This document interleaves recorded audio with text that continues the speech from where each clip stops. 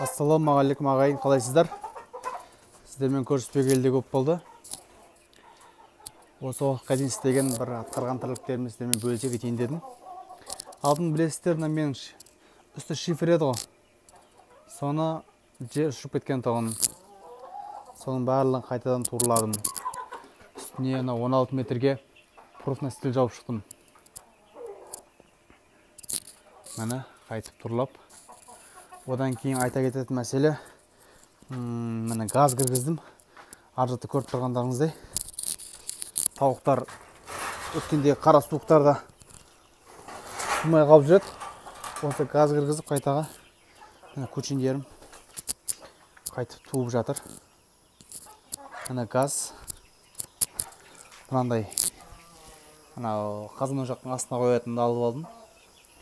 Бірақ ыстығы енді ураган. Қосымша тағы да алып қойдым. Міне екеуін дайындап.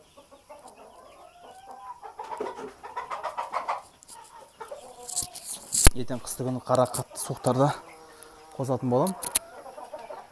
Мына қораның барлығы үсті тураланып.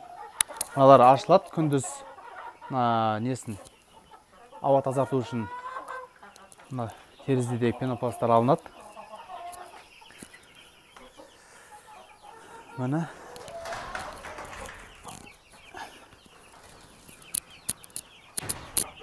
мына жаққа балапандарға тоға келдім, өткіздім.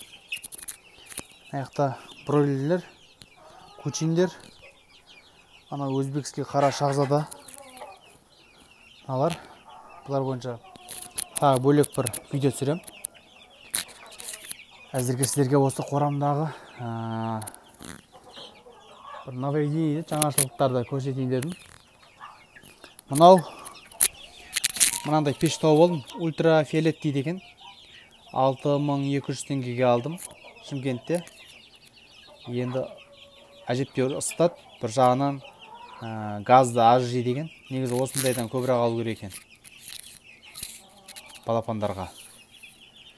Коп 500 Чехия балапандар. Міне менің қорам бойынша сіздерге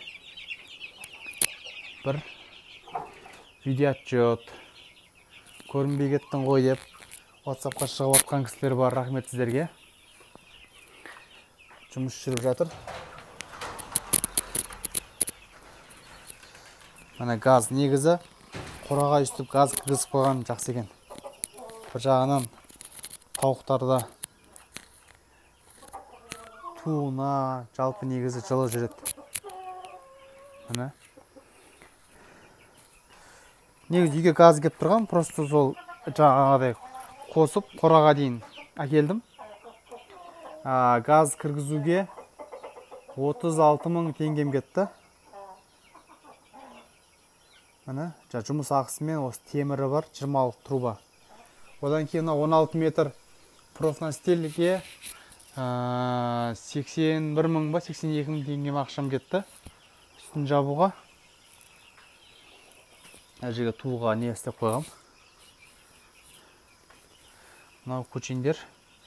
Мынаның Брезгальскийдің мекені өліп қалып. Оны да бір айтып берем, қалай өлген. Міне, мыналай өліп қойдым екке. Бұны ертең тағы да бөлем.